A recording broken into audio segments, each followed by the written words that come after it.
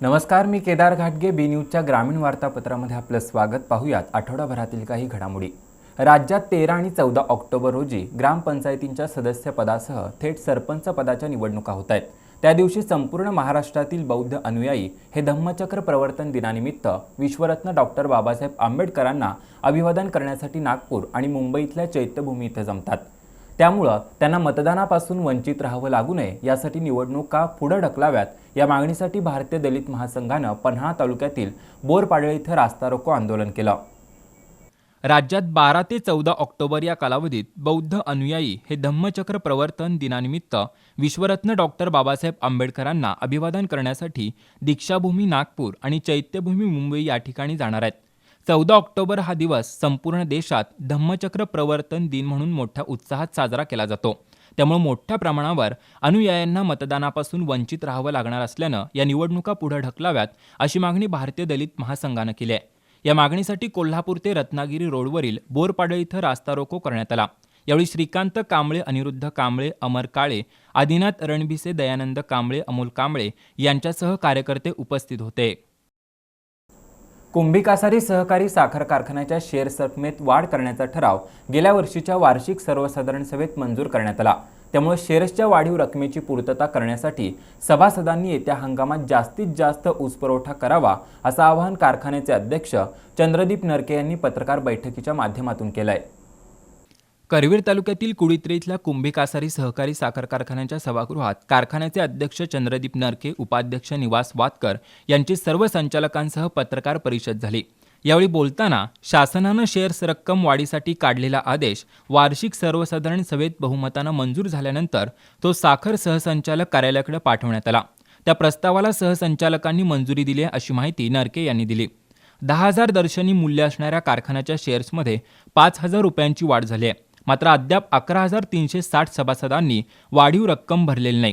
त्यामुळे सवलतीची साखर थांबवण्यात आली. येत्या दसरा दिवाळी सणाच्या पार्श्वभूमीवर शेअर्सची वाढीव रक्कम भरण्यासाठी मार्च 2023 पर्यंत मुदतवाढ दिली आहे. त्यामुळे ही वाढीव रक्कम भरावी असं आवाहन नरके यांनी केलंय. यावेळी सचिव प्रशांत पाटील, रंगराव पाटील उपस्थित होते. राधानगरी पंचायत समितीचे बांधकाम विभागाचे शाखा अभियंता सुरेश खैरे यांना आदर्श अभियंता पुरस्कारानं सन्मानित करण्यात आलं. जिल्हा परिषदेच्या वतीनं त्यांना हा पुरस्कार प्रदान करण्यात आला. राधानगरी पंचायत समितीचे बांधकाम विभागाचे शाखा अभियंता सुरेश खैरे यांनी उत्कृष्ट काम केल्याबद्दल त्यांना जिल्हा परिषदेच्या वतीनं दिला जाणारा आदर्श अभियंता पुरस्कार देण्यात आला. जिल्हा परिषदेचे मुख्य कार्यकारी अधिकारी संजय सिंह चव्हाण यांच्या अध्यक्षतेखाली हा कार्यक्रम झाला. राधानगरी पंचायत समितीचे गटविकास अधिकारी संदीप भंडारे आणि अधिकारी कर्मचारी यांच्या हस्ते खैरे यांचा सत्कार करण्यात आला. यावेळी विस्तार अधिकारी रतन साबळे, भालचंद्र माने, शशी कदम, बबन कोकाटे, विशाल गुरव, उदय कारंडे, सुरेश चौगले, MR जमदाडे यांच्यासह मान्यवर उपस्थित होते. मसाई पठारावर दरवर्षी दसऱ्याला मोठी यात्रा भरते. परिसरातील गावातून मानाच्या सासनकाठ्या मसाई पठारावर आणून नाचवल्या जातात. मात्र यामध्ये कणेरी इथल्या सासनकाठीचं वेगळेपण असतं. सावंतवाडी इथल्या फोफळ झाडापासून ही सासनकाठी पठारावर आणून नाचवली जाते. पन्हाळा तालुक्यातील मसाई देवीच्या दर्शनासाठी दसऱ्या दिवशी हजारो भाविक येतात. यावेळी सासनकाठ्यांची मिरवणूक काढून त्या नाचवल्या जातात. सर्व सासनकाठ्या वेळूच्या असतात. मात्र कणेरी गावातील गावकरी पठारावर सिद्धेश्वर देवाची सासनकाठी फोफळ झाडाची घेऊन जातात. फोफळच्या झाडापासून ही सासनकाठी बनवलेली असते. ही झाडं सिंधुदुर्ग जिल्ह्यात मोठ्या प्रमाणात आढळतात. रघुनाथ नाईक हे कोणताही मोबदला न घेता गावकऱ्यांना सेवाभावनेनं ही काठी प्रदान करतात. सासनकाठी 105 फूट असून गावकऱ्यांनी ट्रॅक्टर ट्रॉलीतून कणेरी गावात आणली आहे. गावातील 12 मानकरी आणि ग्रामस्थ ही काठी खांद्यावरून जवळपास 200 ते 250 किलोमीटर अंतरावरून चालत घेऊन येतात. नवरात्र उत्सवात ही सासनकाठी श्री सिद्धेश्वर मसाई मंदिरासमोर उभी करून प्रदक्षिणा घातली जाते.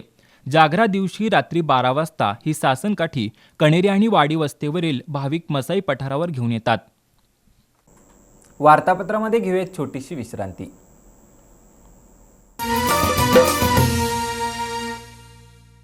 गुणवत्ता, दर्जा आणि विश्वास यांच्या त्रिवेणी संगमातून तयार होणारे वैशिष्ट्यपूर्ण कट अँड बेंड तंत्रज्ञानानं तयार होणारे 24 मीटर पर्यंतचे अखंड बार्स महालक्ष्मी TMT बार्स. भक्कमतेला, विश्वासाची मजबूतीला, युगायुगांची साथ सदा मिळते. महालक्ष्मी TMT बार्स, नाते अविरत जुळते.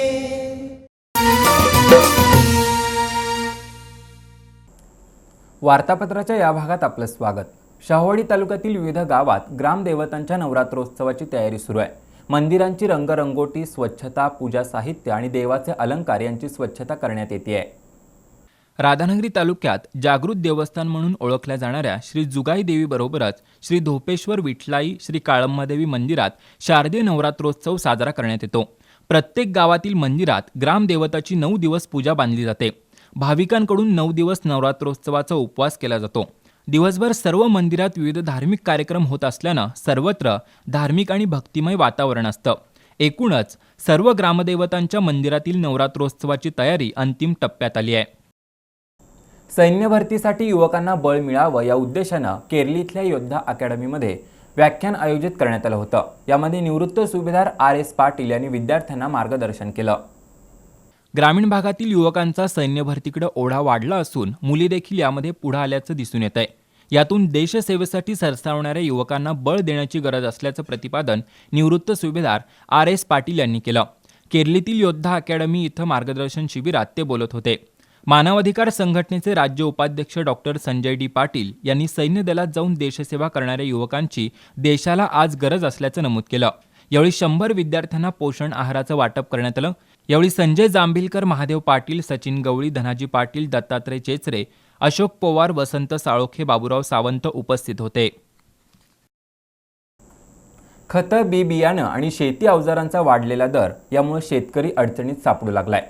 यातून नव्या पिढीनं शेतीला पर्याय म्हणून बांबू शेती, वृक्ष लागवड, दूध उत्पादन वाढीसाठी प्रयत्न करून जादा उत्पन्न मिळवावं असं आवाहन गोकुळचे संचालक डॉक्टर चेतन नरके यांनी केलं. पन्हाळा तालुक्यातील शेतकरी संवाद दौऱ्यात ते बोलत होते. गोकुळचे संचालक डॉक्टर चेतन नरके यांनी नुकताच पन्हाळा तालुक्यात शेतकरी संवाद दौरा केला. यामध्ये बांधारी परिसरातील निकमवाडी इथं ते बोलत होते. डॉक्टर नरके यांची दिल्ली येथील जागतिक दूध परिषदेवर निवड झाल्याबद्दल त्यांचा बाजीराव निकम यांच्या हस्ते सत्कार करण्यात आला. यावेळी नरके यांनी गुणवंत विद्यार्थ्यांचा रोख बक्षीस देऊन सत्कार केला. यावेळी लंपी आजाराविषयी शेतकऱ्यांनी घाबरून जाऊ नये असं आवाहनही नरके यांनी केलं. यावेळी सरपंच मानसिंग निकम, नानासो खोत, DC पाटील, बापू खोत उपस्थित होते. राजर्षी शाहू महाराजांच्या कर्मभूमीतील कौलव जिल्हा परिषद मतदारसंघ राज्यात हायटेक बनवण्यासाठी प्रयत्न केले जातील अशी ग्वाही जिल्हा परिषद सदस्य पांडुरंग भांदिगरे यांनी दिली. तारळे खुर्द कुकुरवाडी ग्रुप ग्रामपंचायतीच्या नूतन इमारत उद्घाटन प्रसंगी ते बोलत होते. राधानगरी तालुक्यातील तारळे खुर्द कुकुरवाडी या ग्रामपंचायतीच्या नवीन इमारतीसाठी 32 लाख खर्च झाला असून जिल्हा परिषद फंडातून पांडुरंग भांदिगरे यांनी 15 लाख रुपयाचा निधी दिलाय. यातून ग्रामपंचायतीची इमारत उभारण्यात आली अशी माहिती तंटामुक्त अध्यक्ष विश्वासराव पाटील यांनी दिली.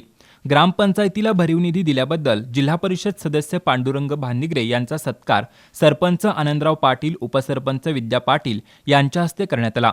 गावच्या सर्वांगीण विकासासाठी आपण कटिबद्ध असल्याची ग्वाही भांदिगरे यांनी दिली.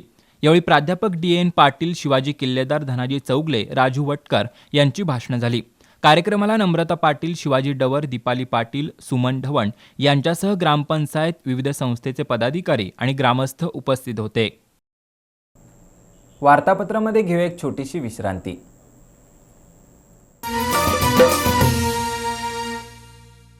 गुणवत्ता, दर्जा आणि विश्वास यांच्या त्रिवेणी संगमातून तयार होणारे वैशिष्ट्यपूर्ण कट अँड बेंड तंत्रज्ञानानं तयार होणारे 24 मीटर पर्यंतचे अखंड बार्स महालक्ष्मी TMT बार्स. भक्कमतेला, विश्वासाची मजबूतीला युगायुगांची साथ सदा मिळते. महालक्ष्मी TMT बार्स, नाते अविरत जुळते.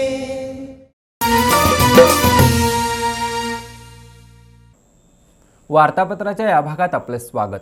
कुंभोज इथल्या धनगर समाजाच्या 28 एकर जमिनीवर समाजातील 115 कुटुंबाची नावं लावावीत यासाठी कुंभोज धनगर समाजाच्या वतीनं हातकणंगले तहसीलदार कार्यालयावर भव्य मोर्चा काढण्यात आला.